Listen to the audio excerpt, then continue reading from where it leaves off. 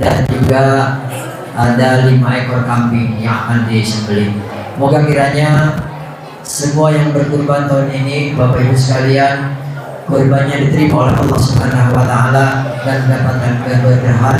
Kemudian apa yang sudah dikeluarkan diganti oleh Allah dengan balasan yang berlipat ganda. Dan juga kita semua yang belum berkurban, belum bisa melaksanakan berkurban tahun ini, kita berharap dan berdoa agar kiranya pada tahun yang akan datang kita bisa berkurban dan sama-sama melaksanakan kegiatan di Masjid Nurul Mujahidin. Untuk itu kami sampaikan atas nama pengurus Masjid Nurul Mujahidin, terima kasih yang sebesar-besarnya kepada segenap Bapak Ibu sekalian yang pada tahun ini melaksanakan kurbannya di Masjid Nurul Mujahidin. Sekali lagi, moga kiranya apa yang sudah Ibu Bapak keluarkan, uangnya, dananya yang sudah dikeluarkan untuk membeli seekor kambing atau seekor sapi, moga kiranya diganti oleh Allah dengan balasan yang berlipat ganda dan juga memperoleh keberkahan dari Allah Subhanahu wa taala. Kemudian saya sampaikan beberapa atau nama-nama yang berkurban pada tahun ini agar kiranya menjadi motivasi buat kita semua untuk tahun depan kita dimulai lagi. Selesai tahun ini kita berkurban, kita rencanakan lagi tahun yang akan datang agar kiranya bisa lebih banyak lagi yang disembelih, terkhusus sapinya dan juga kambingnya di masjid yang kita cintai. Yang pertama, Ibu Sari binti Saryono. Mohon nanti kalau misalnya namanya ada salah tolong dikoreksi nanti selesai sholat Idul Adha.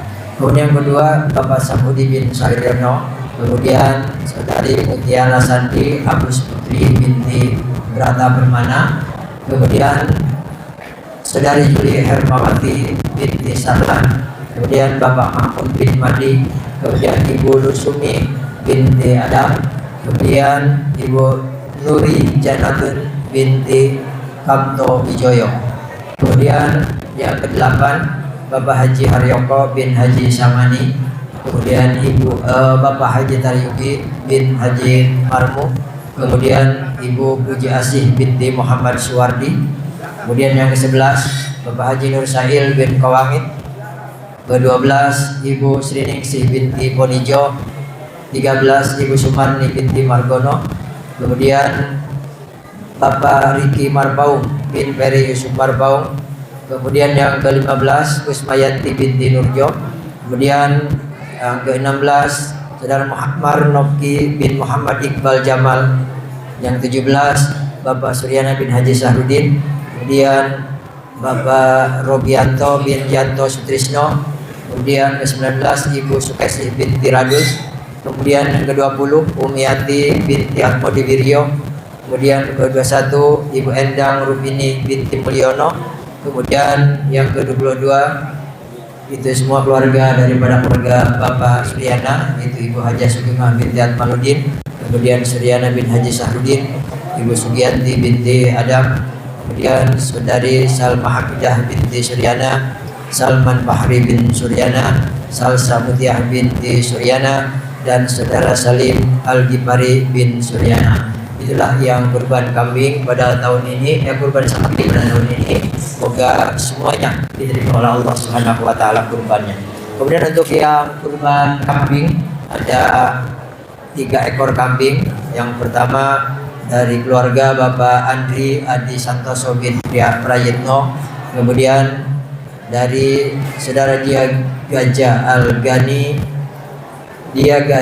Argani bin Anurgani.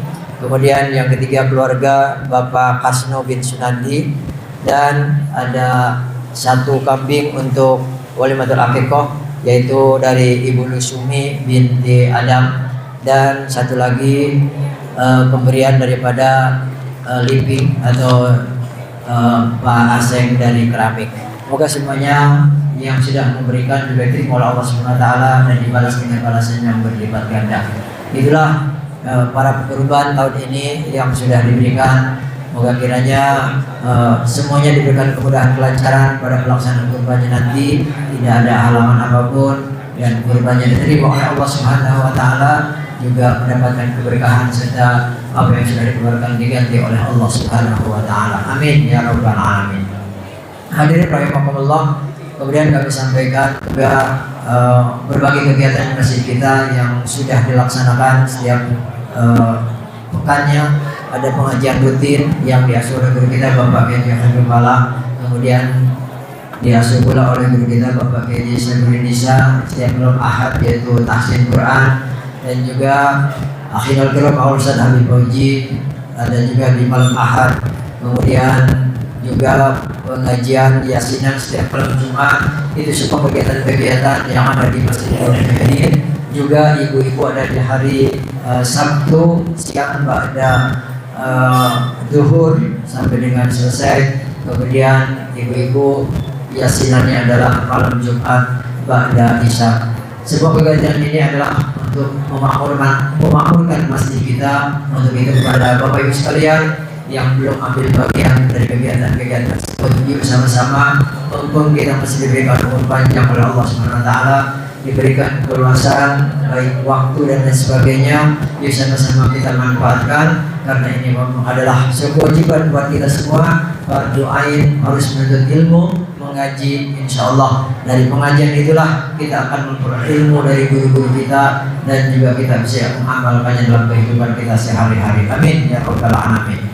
Kemudian untuk yang mungkin pada kesibukan harus di pasar atau mungkin harus pulang kampung, kami menyediakan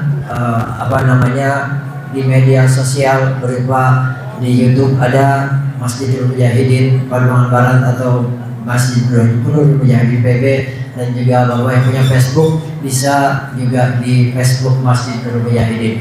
Itu bisa diulang-ulang, barangkali Bapak Ibu mau kembali menyimak apa yang sudah guru-guru kita sampaikan, insya Allah bertahun-tahun pun tidak akan pernah hilang. Untuk itu sengaja kami menyediakan media sosial ini untuk yang mungkin karena kesibukan tidak bisa hadir ke masjid, untuk sama-sama menyimak kegiatan-kegiatan dari guru-guru kita, khusus pengajian di malam tadi yang saya sampaikan. Semoga kiranya banyak bermanfaat buat kita semua. Insya Allah, alhamdulillah, kadang-kadang dari luar kota suka menyimak. Beliau sedang pulang kampung, tapi alhamdulillah masih tetap bisa mengaji untuk ilmu Allah Subhanahu wa taala. Mudah-mudahan segala kegiatan-kegiatan yang ada di masjid kita bisa ditingkatkan lagi. Untuk itu kami mohon juga partisipasinya dari Bapak Ibu sekalian, terkhusus untuk kegiatan-kegiatan tersebut, karena memang butuh dana dan juga yang lainnya yang memang semuanya itu adalah partisipasi dari Bapak Ibu sekalian. Jadi kami sampaikan terima kasih terkhusus kepada Bapak Ibu sekalian yang memang setiap mungkin promo Jumat masih mau mengisi promo Jumat setiap Jumatnya, dan juga kegiatan-kegiatan lain, baik itu juga dari masyarakat, dari prelek masjid, dan juga dari celengan yang ada di masyarakat juga alhamdulillah, walaupun memang tersendat-sendat, sehingga butuh kembali untuk kita sama-sama disiplin dalam rangka kita mengumpulkan, menghimpun dana untuk kegiatan-kegiatan yang tadi saya sampaikan di Masjid Nurul Hidayah ini. Begitu sekali lagi kami sampaikan jazakumullah khairan katsiran kepada Bapak Ibu sekalian yang sudah berpartisipasi dalam hal-hal kegiatan tersebut untuk kemakmuran Masjid Nurul Mujahidin. Kemudian kita sampaikan untuk saudara-saudara kita yang tengah menunaikan ibadah haji, mereka lebih dulu kemarin wukuf ibadah Arafahnya sudah selesai, dan juga akan segera menuntaskan kegiatan hajinya. Moga kiranya semuanya diberikan kemudahan, kelancaran oleh Allah Subhanahu wa taala, tidak ada halangan kembali ke tanah air dengan membawa oleh-oleh haji dan hajah yang mabrur dan maghfurah. Amin ya rabbal alamin. Kemudian juga kita berdoa kepada Allah agar kiranya kita semua yang belum diberikan kesempatan oleh Allah Subhanahu wa taala, kiranya dipermudah umur kita dalam taat kepada Allah, dan diberikan kesempatan untuk menginjakkan kaki kita ke Baitullah, bisa sama-sama untuk melaksanakan baik itu ibadah haji maupun ibadah umrah, dan bisa bertemu dengan saudara-saudara kita, terkhusus kita berziarah ke makam baginda Rasulullah sallallahu alaihi wasallam. Al-Fatihah buat kita semua. Semoga Allah panjangkan umur kita kita dalam taat kepada Allah, sehatkan badan kita, luaskan rezeki kita, dan juga senantiasa istiqomah dalam ibadah kepada Allah Subhanahu wa taala. Allah hadihni wa ala kulli niyatin shalihah wa ila hadratin Nabi Mustafa Rasulullah sallallahu alaihi wasallam. Al-Fatihah. أعوذ بالله من الشيطان الرجيم. بسم الله الرحمن الرحيم. الحمد لله رب العالمين الرحمن الرحيم مالك يوم الدين إياك نعبد وإياك نستعين اهدنا الصراط المستقيم صراط الذين أنعمت عليهم غير المغضوب عليهم ولا الضالين. Kemudian Al-Fatihah yang kedua buat saudara-saudara kita yang masih sakit, baik yang terbaring di rumah sakit maupun di rumah, siapapun dari mereka, terkhusus para jamaah Masjid Mujahidin, kita doakan agar Allah akan penyakitnya segera diberikan kesembuhan, dapat kembali beraktivitas dalam ibadah kepada Allah Subhanahu wa taala. Al-Fatihah. A'udzubillahi minasyaitonir rajim. Bismillahirrahmanirrahim. Alhamdulillahirabbil alamin arrahmanir rahim maliki yaumiddin iyyaka na'budu wa iyyaka nasta'in ihdinas siratal mustaqim siratal ladzina an'amta 'alaihim ghairil maghdubi 'alaihim waladdallin. Al-Fatihah yang ketiga untuk saudara-saudara kita yang telah dipanggil oleh Allah Subhanahu wa taala, yang wafat mendahului kita, terkhusus para guru-guru kita, para pendiri Masjid Nurul Mujahidin yang sudah mengorbankan hartanya, yang sudah mewakafkan begitu luas tanah ini, sudah mengorbankan tenaganya, pikirannya, dan senantiasa memakmurkan masjid ini. Semoga Allah terima iman Islamnya, diampunkan segala dosa dan kehilafannya, dilapangkan di dalam kuburnya, jadikan kuburnya ya Allah min riyadil jannah, dan ditempatkan tempat yang paling mulia di sisi Allah Subhanahu wa taala. Al-Fatihah. A'udzubillahi minasyaitonir rajim. Bismillahirrahmanirrahim. Alhamdulillahirabbil alamin arrahmanir rahim maliki yaumiddin iyyaka na'budu wa iyyaka nasta'in ihdinas siratal mustaqim siratal ladzina an'amta 'alaihim ghairil maghdubi 'alaihim waladdallin. Terima kasih. Kemudian pelaksanaan salat Idul Adha sama seperti salat Idul Fitri, insyaallah nanti ketika imam sudah mulai melaksanakan salat Idul Adha ini, yang pertama setelah takbir nanti ada setelah takbiratul ihram, ada takbir yang pertama yaitu rakaat pertama, yaitu sebanyak 7 kali takbiran. Insyaallah nanti Pak Imam akan memimpin kita, semoga kita doakan. Insyaallah biasanya takbir pertama itu juga tidak pernah lupa, akan tetapi biasanya yang terlupa adalah takbir yang rakaat kedua. Rakaat kedua adalah 5 kali takbiran.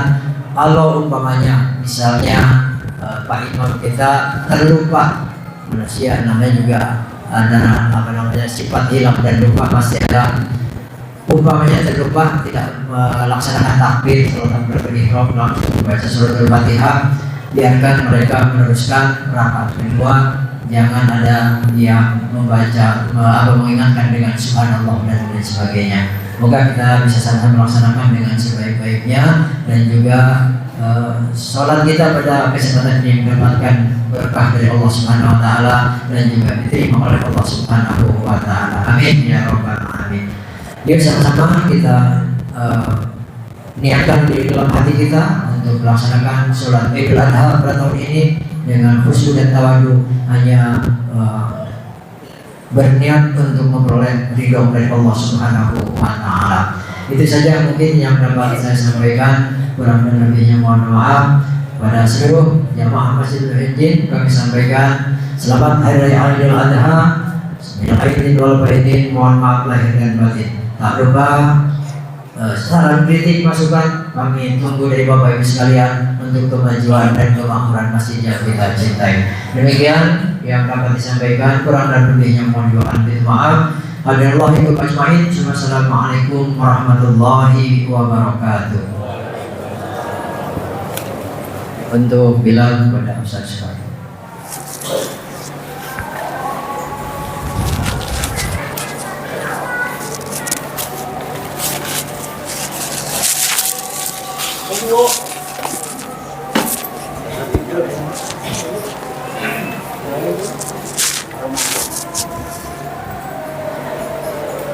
Cek cek cek cek cek cek cek cek Cek.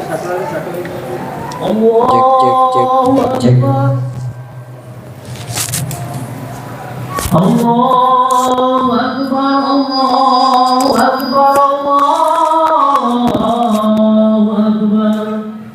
La ilaha illallah, Allahu Akbar. Allahu Akbar, Allahu Akbar, Allahu Akbar. La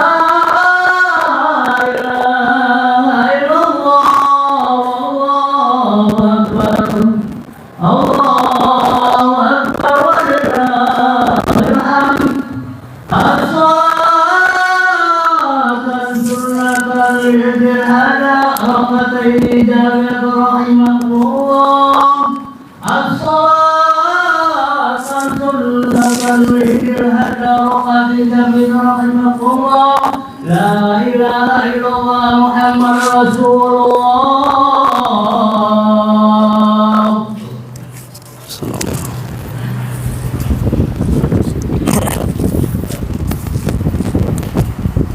Tiga sih.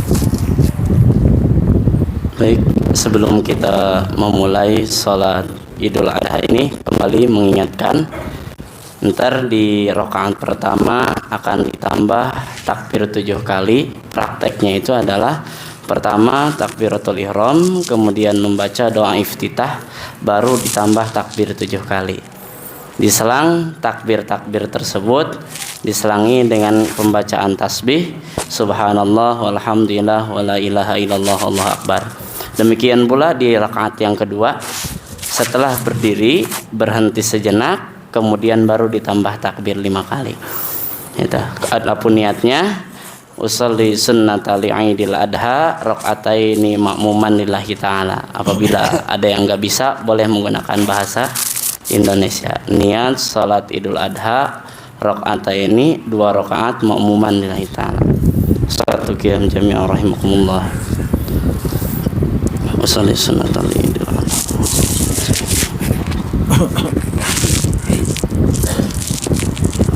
Allahu Akbar. Allahu Akbar kabira walhamdulillahi katsiran wa inni wajjahtu wajhiya alladhi fatara as-samawati wal ardi musliman wa muslim. Inna salati wa nusuki wa mahyaya wa mamati lillahi la syarika lahu wa bidzalika umirtu wa ana minal muslimin.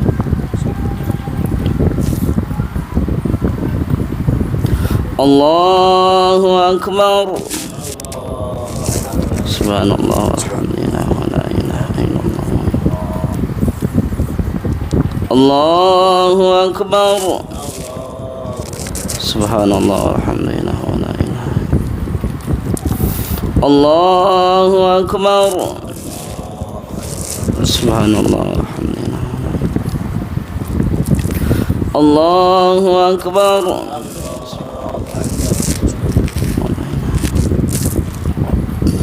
Allahu Akbar.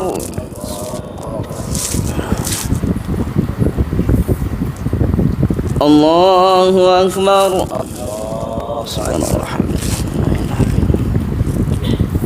Allahu Akbar.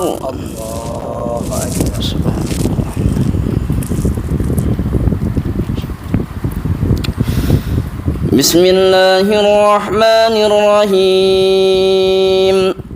Alhamdulillahi Rabbil Alamin. Ar-Rahmanir Rahim. Maliki Yawmiddin. Iyyaka na'budu wa iyyaka nasta'in. Ihdinas siratal mustaqim. صراط الذين أنعمت عليهم غير المغضوب عليهم ولا الضالين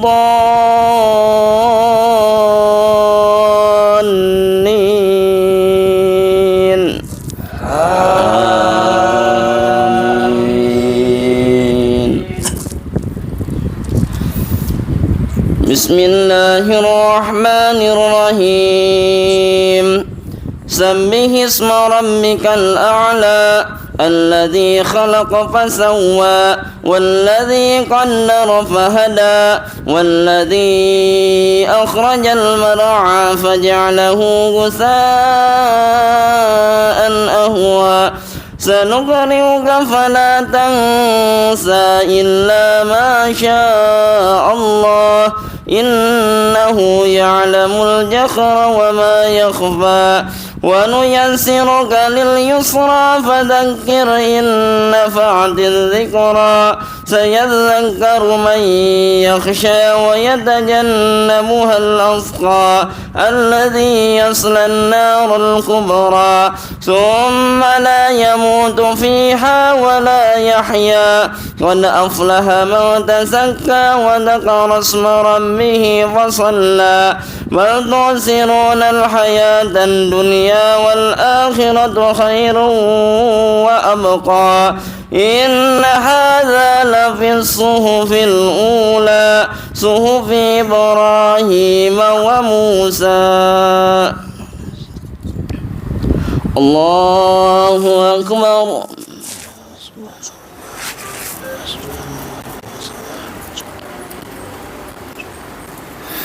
سمع الله لمن حمده.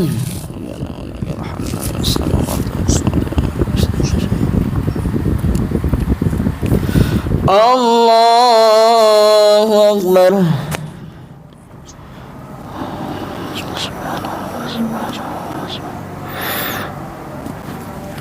الله أكبر.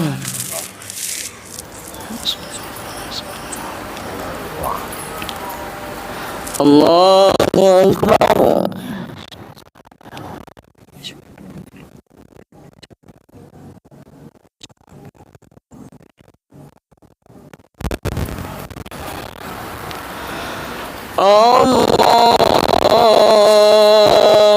أكبر. الله أكبر. الله أكبر. الله أكبر. الله أكبر. الله أكبر.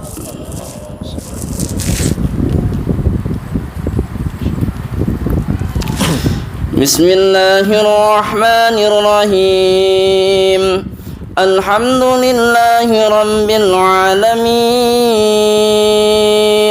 الرحمن الرحيم مالك يوم الدين إياك نعبد وإياك نستعين اهدنا الصراط المستقيم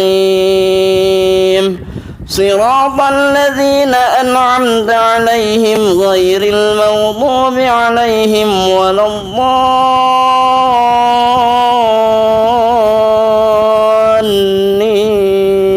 الضالين آمين. بسم الله الرحمن الرحيم لم يكن الذين كفروا من أهل الكتاب والمشركين منفكين حتى تأتيهم البينة رسول من الله يتلو صحفا مطهرة فيها كتب قيمة وما تفرق الذين أوتوا الكتاب إلا من بعد ما جاءتهم البينة وما أمروا إلا ليعبدوا الله مخلصين له الدين حنفاء ويقيموا الصلاة ويؤتوا الزكاة وذلك دين القيمة إن الذين كفروا من أهل الكتاب والمشركين في نار جهنم خالدين فيها أولئك هم شر البرية إن الذين آمنوا وعملوا الصالحات أولئك هم خير البرية جزاؤهم عند ربهم جنات عدن تجري من تحتها الأنهار خالدين فيها أبدا رضي الله عنهم ورضوا عنه ذلك لمن خشي ربه الله أكبر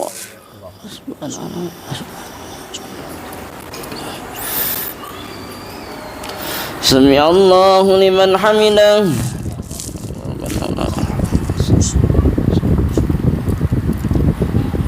الله أكبر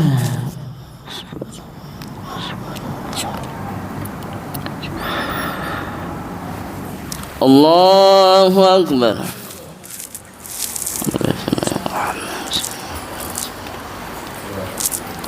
الله أكبر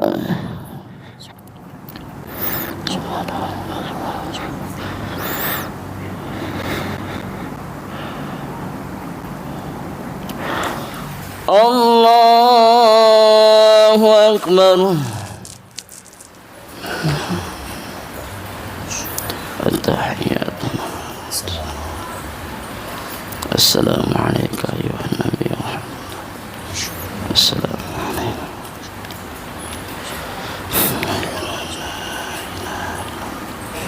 وأشهد أن محمدا رسول الله اللهم صل على سيدنا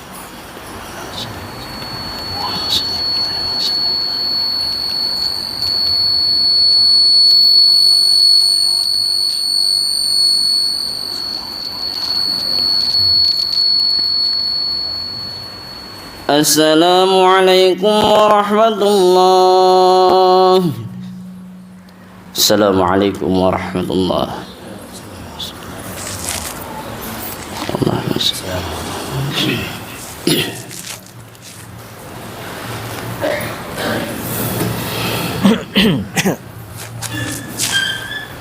الله أكبر الله أكبر الله أكبر لا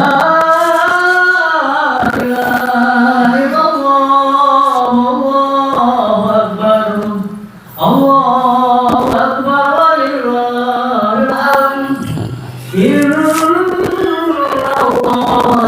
وملائكته يصلون على النبي اللهم صل أيها الذين آمنوا صلوا عليه وسلموا تسليما اللهم صل وسلم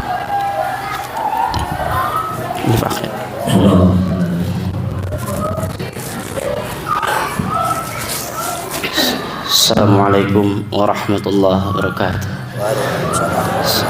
اللهم صل الإسلام المسلمين والمسلمات آمين.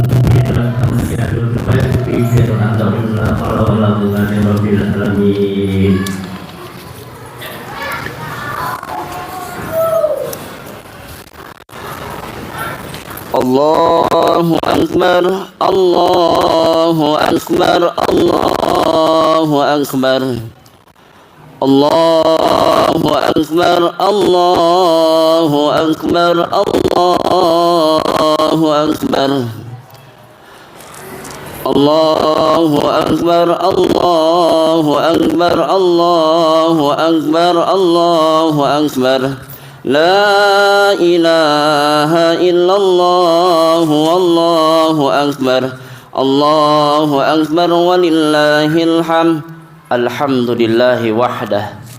Sadaqa wa'dah wa nasara 'abdah wa a'azza jundahu wa hazamal ahzaba wa'dah. Asyhadu an la ilaha illallah wahdahu la syarika lah. Wa asyhadu anna sayyidana wa nabiyyana wa maulana Muhammadan sallallahu alaihi wasallam abduhu wa rasuluh. Allahumma salli ala sayyidina Muhammadin tibbil qulubi wa dawaiha wa afiyatil abdani wa shifaiha wa nuril absari wa diyaiha wa ala alihi wa sahbihi ajma'in, amma ba'd.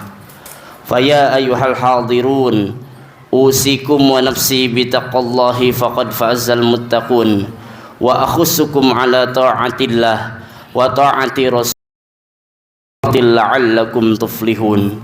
Faqad qala Allah Ta'ala fi ayatihil Qur'anil Azim, ya ayyuhalladzina amanu haqqa tuqatih wa la tamutunna illa wa antum muslimun.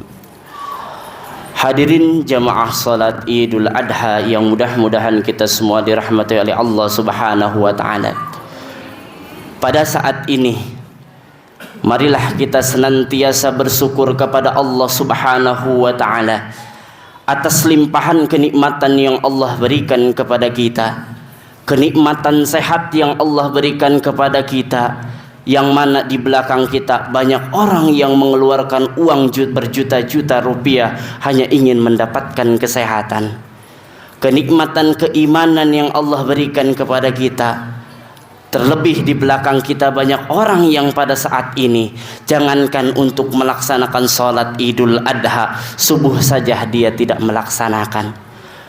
Marilah kita gunakan kenikmatan yang Allah berikan kini, kenikmatan sehat wal afiat, kenikmatan jasmani maupun rohani, serta keimanan yang Allah berikan ini dalam rangka mendekatkan diri kepada Allah Subhanahu wa Ta'ala.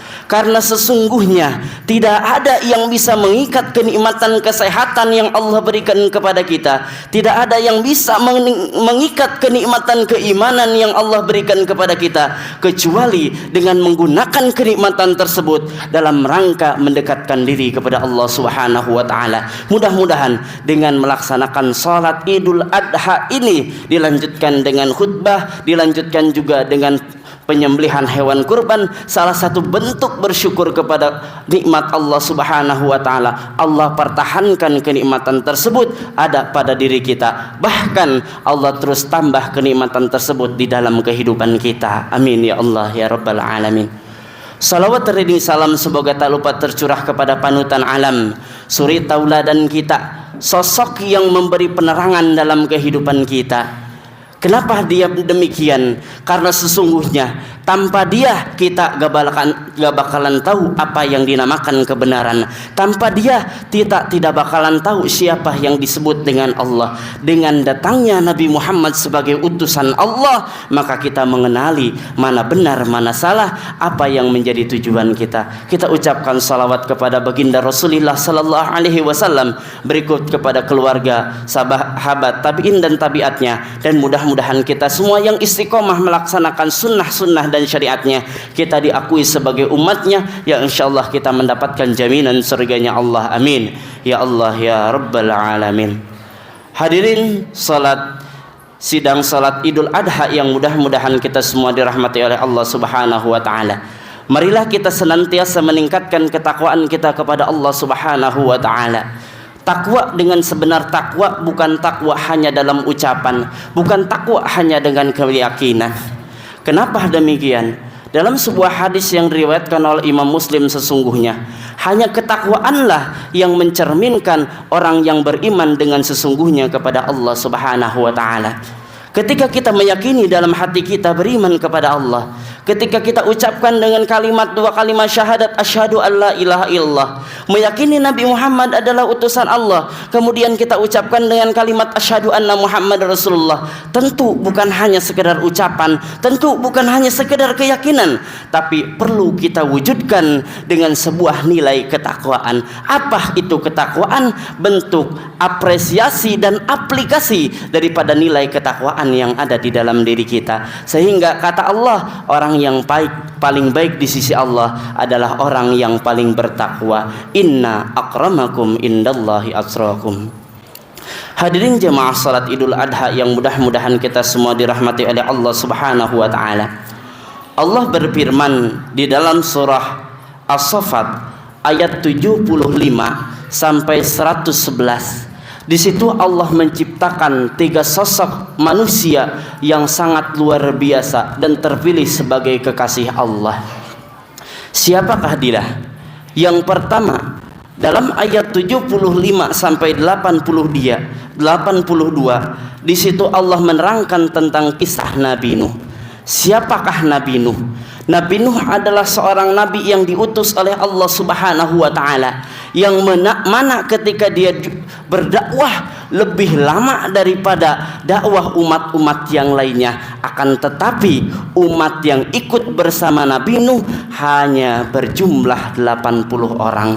Dia berdakwah 950 tahun, tapi yang ikut hanya 80 orang. Bahkan di dalam surah An-Nuh ayat 5 sampai 7,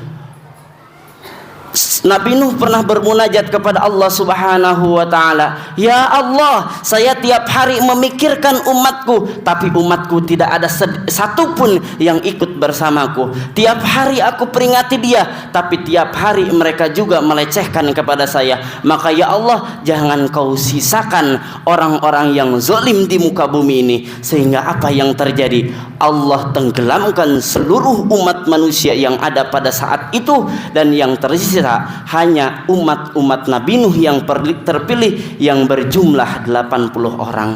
Dia berdakwah 950 tahun, tapi yang ikut hanya 80 orang. Bagaimana dengan kita yang hanya dakwah 1 hari 2 hari, 1 bulan 2 bulan, ketika kita tidak ada satupun yang ikut, kita sudah putus asa. Padahal Nabi Nuh 950 tahun dia berdakwah dijalani dengan kesabaran. Yang kedua, Allah ceritakan di dalam ayat yang ke-83 sampai 101, yaitu menceritakan tentang Nabi Ibrahim. Siapakah Nabi Ibrahim? Nabi Ibrahim adalah sosok manusia yang ketika mempertahankan keimanannya kepada Allah Subhanahu wa taala, dia sanggup mengorbankan apa yang ada di dalam dirinya untuk menjaga keimanan kepada Allah Subhanahu wa taala.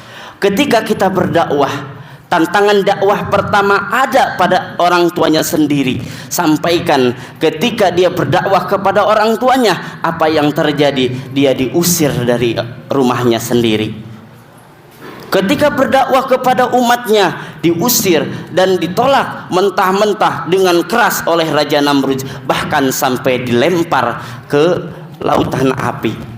Bahkan yang puncaknya adalah ketika Allah menguji keimanan Nabi Ibrahim, diceritakan dalam ayat yang ke-102 sampai 111 bahwasanya ketika Nabi Ibrahim bertahun-tahun tidak mempunyai keturunan, maka seketika Nabi Ibrahim tiap hari bertahun-tahun berdoa kepada Allah, Rabbi habli minas salihin, Rabbi habli minas salihin, Rabbi habli minas salihin. Ya Allah, berikanlah aku keturunan anak yang saleh. Ya Allah, berikan aku keturunan anak yang saleh. Dan ketika fabasyarhu bigulamin, fabasyarnahum bigulamin aminin, ketika Allah berikan anak yang saleh yaitu Nabi Ismail, apa yang diperintahkan oleh Allah? Yang diperintahkan oleh Allah, Allah menguji keimanan Nabi Ibrahim dengan apa? Menyuruh Nabi Ibrahim untuk menyembelih anaknya yang bertahun-tahun dia sayangi, yang bertahun-tahun dia impikan, yang bertahun-tahun dia inginkan, oleh Allah diperintahkan untuk dikurbankan atau disembelih. Falamma balagu sya'ya, ketika Nabi Ismail berada pada usia 7 tahun, maka Nabi Ibrahim berkata kepada anaknya, "Ya bunayya inni ara fil manam inni adbahuka fanzur ma tarah." Wahai Ismail, sesungguhnya aku bermimpi dan di dalam mimpiku aku diperintahkan oleh Allah Subhanahu wa taala untuk menyembelihmu. Bagaimana menurutmu? Apa jawaban Nabi Ismail? Ya abatif al ma tu'mar satajiduni insyaallahu minas sabirin. Wahai ayahku, apabila itu memang perintah Allah, silahkan lakukan, dan mudah-mudahan saya tergolong ke dalam orang-orang yang bersabar. Dari kisah ini apa yang bisa kita ambil? Dari kisah ini yang bisa kita ambil ada 4 hal. Yang pertama adalah mendahulukan kepentingan Allah Subhanahu wa taala. Ketika kita hidup, kita punya jabatan. Ketika kita hidup, kita punya harta. Ketika kita hidup, kita punya keinginan, punya keluarga, punya anak. Akan tetapi semua yang Allah berikan kepada kita itu hanya sebatas amanah dan titipan yang Allah berikan kepada kita. Ingat, tugas kita itu bukan hanya memegang amanah itu, tapi tugas kita adalah bagaimana menggunakan apa yang Allah berikan dalam rangka beribadah kepada Allah Subhanahu wa taala. Wa ma khalaqtul jinna wal insa illa liya'budun. Tidaklah aku ciptakan jin dan manusia kecuali hanya untuk ibadah kepada Allah Subhanahu wa taala. Sebagaimana yang diungkapkan oleh Nabi Ibrahim kepada anaknya, ana urid wa anta turid wallahu yaf'alu ma yurid. Wahai anakku, saya punya keinginan dan kamu punya keinginan, apalah daya Allah yang mempunyai kehendak yang sesungguhnya. Artinya, ketika kita punya keinginan, ketika bertolak belakang dengan ketentuan Allah, maka kita dahulukan ketentuan Allah. Ketika kita punya keinginan untuk anak kita, untuk harta kita, untuk keluarga kita, tapi ketika kepentingan agama ada pada diri kita, maka kita harus mementingkan kepentingan agama itu sendiri. Rasulullah sallallahu alaihi wasallam bersabda, la yu'minu ahadukum hatta akuna ahabba min walidayhi wa auladi wan nasi ajma'in. Tidaklah dikatakan orang yang beriman kepada Allah secara sempurna, beriman kepada Nabi secara sempurna, kecuali ia sudah menyatakan dalam hatinya, Rasul adalah orang yang paling aku cintai, Allah adalah orang yang paling aku cintai daripada keluargaku, daripada hartaku, daripada anakku, dan daripada manusia yang lainnya. Artinya, ketika kita berdakwah, ketika kita di masyarakat, ketika bertolak belakang antara keinginan kita dengan kehendak Allah, maka tentu kita harus mendahulukan ketentuan dan kehendak Allah Subhanahu wa taala. Kenapa demikian? Karena sesungguhnya di dalam kehendak yang Allah yang ciptakan kepada kita, di situ terdapat hikmah yang terbaik untuk diri kita. Kemudian hikmah yang kedua dari cerita tersebut adalah bagaimana ketika Ibrahim menjadi seorang kepala keluarga, tapi dia tidak egois. Apa yang dilakukan oleh Ibrahim? Ibrahim diperintahkan oleh Allah untuk menyembah Ismail, tapi yang dilakukan oleh Nabi Ibrahim adalah fangdur ma tara, wahai anakku, menurutmu bagaimana? Inilah cerminan pemimpin yang luar biasa adil. Artinya, semua manusia itu menjadi hakikatnya pemimpin di hadapan Allah Subhanahu wa taala, maka semua manusia akan diminta pertanggungjawaban di hadapan Allah Subhanahu wa taala, terkhusus kepada pemimpin terhadap rakyatnya. Seorang pemimpin bukan hanya untuk berkehendak dengan jabatannya, seorang pemimpin bukan untuk berkehendak dengan keinginan sendiri, tapi seorang pemimpin harus menjadi pemimpin yang adil dan pemimpin yang bijaksana. Apa pemimpin adil yang bijaksana? Ketika Rasulullah sallallahu alaihi wasallam memimpin kota Mekah, beliau sebagai pemimpin agama juga sebagai khalifah. Apa yang dilakukan oleh Rasulullah? Ketika pada saat itu tidak ada satupun orang yang lebih cerdas daripada Nabi, orang yang lebih pintar daripada Nabi. Apa yang dilakukan oleh Nabi? Nabi tetap melakukan musyawarah terhadap para sahabatnya. Ketika Rasulullah Sallallahu Alaihi Wasallam memerangi perang Badar, yaitu perang yang terbesar yang dialami oleh umat Islam, maka di situ banyak orang-orang kafir yang kalah, banyak orang-orang kafir yang ditahan. Maka di situ Rasulullah Sallallahu Alaihi Wasallam bermusyawarah bersama sahabatnya. Apa yang diucapkan Rasul? Wahai sahabatku, kita banyak tawanan dari orang-orang kafir. Apa yang harus kita lakukan? Maka seketika di situ Umar berkata, wahai Rasul, dia telah mengusirmu, dia telah mengancam untuk membunuhmu, maka kita bunuh aja mereka. Tapi Abu Bakar mengatakan, wahai Rasul, jangan, dia adalah saudaramu, sayangilah dia dan maafkan dia. Apa kata Rasul? Wahai Umar, engkau punya pemikiran seperti pemikiran Nabi Nuh. Bagaimana punya prinsip, dia tidak mau di dalam dunia ada orang yang bermaksiat kepada Allah Subhanahu wa taala. Akan tetapi Sayyidina Abu Bakar itu mempunyai pemikiran seperti pemikirannya Nabi Musa. Apa yang dilakukan oleh Nabi Musa? Yang dilakukan oleh Nabi Musa adalah jika ada sesuatu yang terbaik maka kita lakukan dan memilih hal yang terbaik itu. Itu yang dilakukan oleh Rasulullah sallallahu alaihi wasallam. Maka yang menjadi pemimpin yang hebat adalah bukan melakukan sesuatu berdasarkan kehendaknya, tapi pemimpin yang hebat adalah pemimpin adil yang bijaksana yang siap menampung aspirasi dari setiap rakyatnya. Pemimpin bukan hanya sekedar untuk menjadi pimpinan, bukan hanya untuk menjadi seorang dewa di dalam masyarakatnya, tapi pemimpin mempunyai kewajiban yakni mengayomi dan menjaga kesejahteraan umatnya. Nabi sallallahu alaihi wasallam bersabda, "Kullukum ra'in wa mas'ulun an ra'iyatihi." Setiap pemimpin akan dipinta pertanggungjawaban terhadap rakyat-rakyatnya. Ketika rakyatnya itu ada yang kelaparan, pemimpin akan dipinta pertanggungjawaban terhadap rakyatnya itu sendiri. Maka cerminan yang harus kita tanamkan dalam hati kita, marilah kita menjadi pemimpin yang bijaksana sesuai yang dilakukan oleh Nabi Ibrahim alaihi salam. Kemudian yang ketiga, anak yang soleh. Apa yang dimaksud dengan anak yang soleh? Ketika kita mempunyai anak yang soleh, walaupun anak punya keinginan, tapi tetap haluan dalam keluarga itu ada pada kepala keluarga. Allah Subhanahu wa ta'ala berfirman dalam Al-Quran, "Wadhkur fi kitabi Ismail." Lihatlah bagaimana kisah Nabi Ismail menjadi orang pilihan di hadapan Allah Subhanahu wa ta'ala. Apa kata Allah?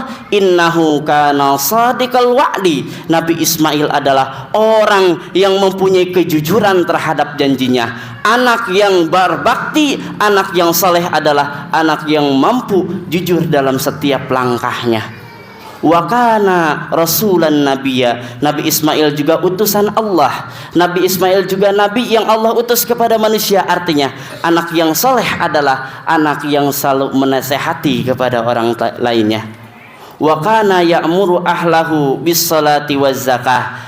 Dan anak yang soleh adalah yang tidak henti-hentinya memberikan nasihat dan memerintahkan kepada keluarganya ketika salah untuk selalu melaksanakan salat dan melaksanakan zakat. Wa kana mardi indallahi mardiya. Maka adalah Nabi Ismail sebagai hamba Allah yang diridhai oleh Allah Subhanahu wa ta'ala. Cerminan Nabi Ismail harus kita terapkan dalam diri kita. Apakah diri kita sudah menjadi anak yang soleh, atau apakah diri kita sudah menjadikan anak kita menjadi anak yang soleh? Kemudian yang keempat yang bisa kita ambil dalam hikmah kisah yang tadi itu adalah kita sembelih Ismail yang membelenggu terhadap diri kita sehingga menjauhkan diri kita ke hadapan Allah Subhanahu wa ta'ala.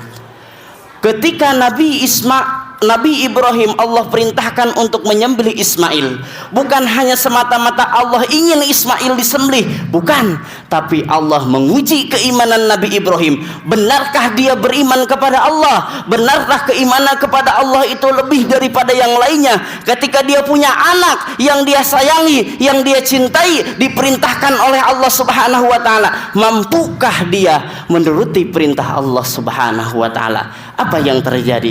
Nabi Ibrahim mampu melaksanakan perintah Allah Subhanahu wa ta'ala. Artinya ketika kita ada sesuatu di dalam diri kita yang membelenggu diri kita sehingga menjadikan diri kita jauh daripada Allah. Jabatan kita membuat kita jauh daripada Allah. Harta kita membuat kita jauh daripada Allah. Keluarga kita membuat kita jauh daripada kita. Keinginan aktivitas kita yang membuatkan jauh daripada kita. Mari kita buang, korbankan kita dalam rangka mendekatkan diri kepada Allah Subhanahu wa ta'ala. Karena sesungguhnya apapun yang kita korbankan dalam rangka mendekatkan diri kepada Allah Subhanahu wa ta'ala, itulah yang dimaksud dengan orang yang paling bertakwa di hadapan Allah Subhanahu wa ta'ala. Ketika kita lebih banyak berkorban kepada Allah Subhanahu wa ta'ala, lebih banyak pengorbanan kita kepada Allah Subhanahu wa ta'ala, maka kita akan menjadi orang yang lebih mulia di hadapan Allah Subhanahu wa ta'ala. Hadirin jamaah salat Idul Adha yang mudah-mudahan kita semua dirahmati oleh Allah Subhanahu wa ta'ala. Ketika kita kedatangan Idul Adha, maka di situ ada beberapa syariat yang Allah perintahkan kepada kita, yakni diantaranya adalah haji. Haji merupakan kewajiban yang harus kita laksanakan apabila kita sudah dikategorikan sebagai orang yang mampu dalam finansial maupun mampu dalam fisik. Bahkan ketika kita sudah terkategorikan ke dalam orang yang mampu, kemudian kita menunda-nunda pelaksanaan tersebut sampaikan harta kita hilang, maka kita ditulis sebagai orang yang berdosa di hadapan Allah Subhanahu wa taala karena kita tidak melaksanakan kewajiban kita, yaitu menunaikan ibadah haji.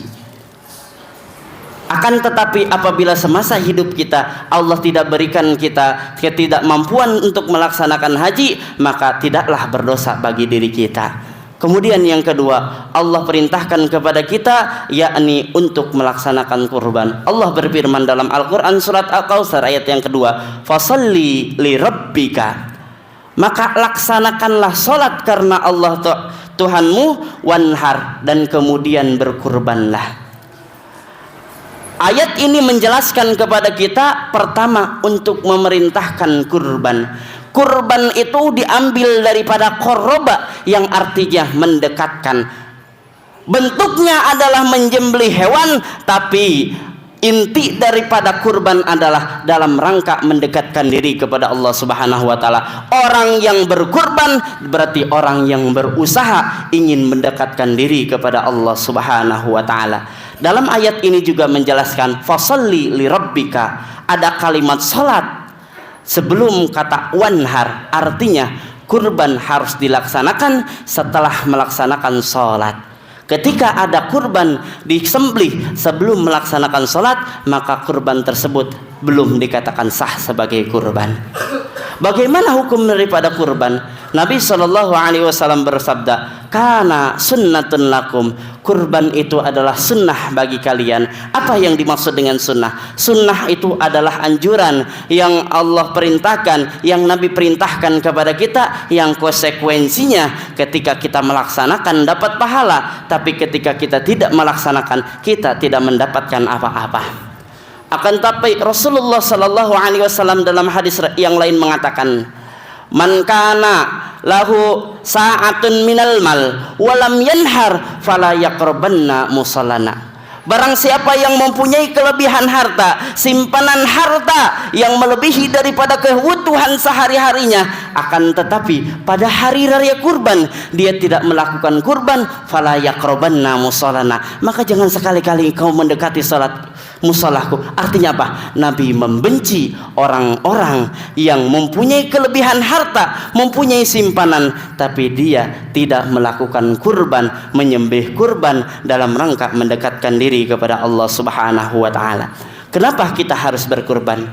Dalam hadis yang diriwayatkan oleh Siti Aisyah, Rasulullah sallallahu alaihi wasallam bersabda, wahai Aisyah, ketahuilah ketika kita akan menyeberangi jembatan Shiratal Mustaqim, maka di situ banyak orang yang tidak mampu untuk menyeberangi jembatan Shiratal Mustaqim. Saking tajamnya jembatan Shiratal Mustaqim, saking kecilnya jembatan Shiratal Mustaqim. Ketahuilah, barang siapa yang melaksanakan kurban, maka kurban itulah yang akan menjadi pelantara kendaraan orang tersebut selamat sampai surganya Allah Subhanahu wa taala. Mudah-mudahan kita doakan orang-orang yang berkurban mendapatkan kurbannya diterima oleh Allah Subhanahu wa taala, menjadikan wasilah diselamatkan oleh Allah sampai surganya Allah Subhanahu wa taala. Dan yang kedua, kurban itu adalah sebagai bentuk rasa syukur kepada Allah Subhanahu wa taala. Allah berfirman di dalam Al-Quran, in ta'azzana rabbukum la in syakartum la azidannakum wa la in kafartum inna azabi lasyadid. In ta'azzana rabbukum, apabila engkau akan menghitung-hitung nikmat Allah. In syakartum, apabila kalian bersyukur terhadap nikmat Allah, berkorban, mengorbankan sebagian hartanya dalam rangka mendekatkan diri kepada Allah, apa kata Allah? La azidannakum, Allah akan tambah. Mana qasat malun min sadaqah, tidak ada harta yang berkurang karena disodakohkan. Karena sesungguhnya ketika kita mampu mensodakohkan harta kita, mampu mengorbankan harta kita, tidak, pada hakikatnya tidak ada yang berkurang di dalam diri kita. Allah tambah kenikmatan kita. Akan tetapi sebaliknya, wa in kafartum inna adzabi lasyadid. Apabila kita tidak mampu mensyukuri kenikmatan Allah Subhanahu wa taala, maka ketahuilah sungguh siksa Allah amat pedih. Jangan kita menunggu supaya kita dekat kepada Allah, Allah ambil harta kita dulu. Jangan kita menunggu supaya kita dekat kepada Allah, Allah ambil jabatan kita dulu. Jangan kita nunggu supaya kita dekat sama Allah, Allah ambil keluarga kita dulu, Allah ambil dunia kita dulu, Allah ambil kesehatan dulu. Supaya tetap kesehatan, kenikmatan, harta, jabatan, kemudian keluarga tetap pada diri kita, maka kita gunakan, yuk kita giring, yuk kita gunakan, yuk kita amalkan apa yang Allah berikan kepada kita dalam rangka mendekatkan diri kepada Allah Subhanahu wa taala. Kita doakan mudah-mudahan kita semua menjadikan hamba-hamba Allah yang mampu mendekatkan diri kepada Allah Subhanahu wa taala. Yang sudah mampu berkurban, mudah-mudahan kurbannya Allah terima dan Allah ganti dengan balasan yang berlipat kali lipat. Yang tidak mampu berkurban, mudah-mudahan kita semua diberikan kemampuan oleh Allah Subhanahu wa taala untuk melaksanakan kurban. Yang melaksanakan haji, mudah-mudahan Allah jadikan haji yang mabrur, kembali ke Indonesia dalam keadaan selamat. Yang belum melaksanakan haji semua mudah-mudahan Allah berikan kemampuan kita untuk melaksanakan haji dalam rangka menyempurnakan rukun Islam yang kelima. Amin ya Allah ya Rabbal alamin. Barakallahu li wa lakum fil Qur'anil azim wa nafa'ana bihi wa iyyakum bil ayati wadh-dhikril hakim wa taqabbala minni wa minkum tilawatahu innahu huwas samiul alim. Fastaghfirullahal azim li wa lakum wa lisairil muslimin wal muslimat wal mu'minina wal mu'minat fastaghfiruhu innahu huwal ghafurur rahim.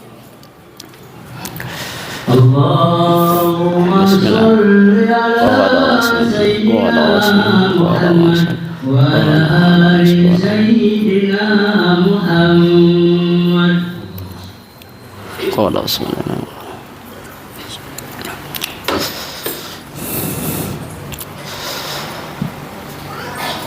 Alhamdulillah nahmaduhu wa nasta'inuhu wa nastaghfiruh ونعوذ بالله من شرور أنفسنا ومن سيئات أعمالنا من يهد الله فلا مضل له ومن يضلله فلا هادي له أشهد أن لا إله إلا الله وحده لا شريك له شهادة تعرض بها اللسان أما تضامنه الجنان في سر ذلك العنان قوائده وتلوه على أهل اليقين في سر ذلك العنان شواهد وأشهد أن سيدنا ونبينا ومولانا محمدا صلى الله عليه وسلم عبده ورسوله. اللهم صل على سيدنا محمد الفاتح لما أغلق والخاتم لما سبق ناصر الحق بالحق والحاضي إلى صراطك المستقيم وعلى آله حق قدره ومقداره العظيم. أما بعد فيا أيها الناس اتقوا الله حق تقاته ولا تموتن إلا وأنتم مسلمون. فقد قال الله تعالى في آياته القرآن العظيم أعوذ بالله من الشيطان الرجيم بسم الله الرحمن الرحيم إن الله وملائكته يصلون على النبي يا أيها الذين آمنوا صلوا عليه وسلموا تسليما. اللهم صل على سيدنا محمد وعلى آل سيدنا محمد كما صليت على سيدنا إبراهيم وعلى آل سيدنا إبراهيم وبارك على سيدنا محمد وعلى آل سيدنا محمد كما باركت على سيدنا إبراهيم وعلى آل سيدنا إبراهيم في العالمين إنك حميد مجيد. ورضى الله ساداتنا أبي بكر وعمر وعثمان وعلي وعن بقية الأسرة المبصرة بالجنة والصحابة والقرابة والتابعين لهم بإحسان إلى يوم الدين وعلينا معهم برحمتك يا أرحم الراحمين. آمين يا الله يا رب العالمين. اللهم اغفر للمسلمين والمسلمات والمؤمنين والمؤمنات الأحياء منهم والأموات إنك سميع قريب مجيب الدعوات ويا قاضي الحاجات. اللهم انصر الإسلام والمسلمين وأهلك الكفرة والمشركين ودمر أعداءنا أعداءك أعداء الدين. اللهم ادفع عنا الغلاء والوباء والفحشاء والمنكر والسيوف المختلفة والشدائد والمهان ما ظهر منها وما بطن من بلدنا هذا خاصة ومن بلدان المسلمين عامة إنك على كل شيء قدير. اللهم إنا نسألك حسن الخاتمة ونعوذ بك من شر العاقبة وسوء الخاتمة. عباد الله إن الله يأمر بالعدل والإحسان وإيتاء ذي القربى وينهى عن الفحشاء والمنكر والبغي يعظكم لعلكم تذكرون. آخر الكلام السلام عليكم ورحمة الله وبركاته. الله أكبر الله أكبر الله أكبر لا إله إلا الله الله أكبر الله أكبر ولله الحمد الله